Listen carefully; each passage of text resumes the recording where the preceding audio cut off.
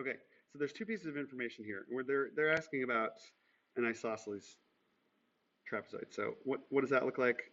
Well, what that looks like is that you've got a trapezoid where this base angle and this base angle is congruent, and this base angle and this base angle is congruent. Yeah.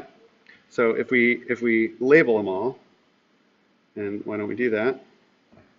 We can say J, K, L, M. Okay, and they tell us that J and M are congruent, and we know that. And find K. The last, we can set them equal to each other. We can say, and let me do that. Just picking another color here.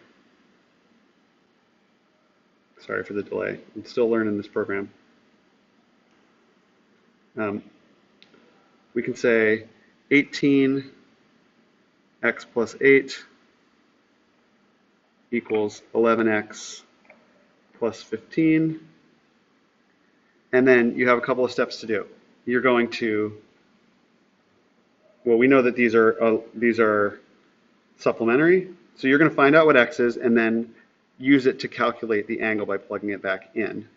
And I guess I could do it for you. Let's do it. Why not? Okay.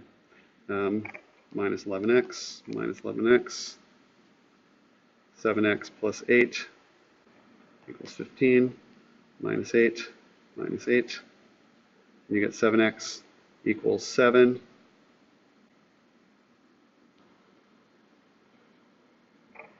Sorry, I'm running into my controls at the bottom. X equals 1. That's not our answer. That's just that's what x is equal to. So then if we plugged 1 into those, you'd have here 18 times 1 is 18, plus 8 is 26.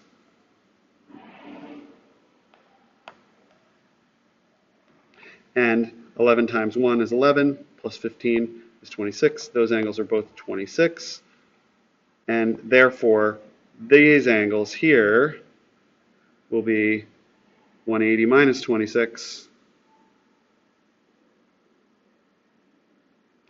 or 154 degrees for that one and for that one as well. They only want to know what the measure of angle K is, so there you go.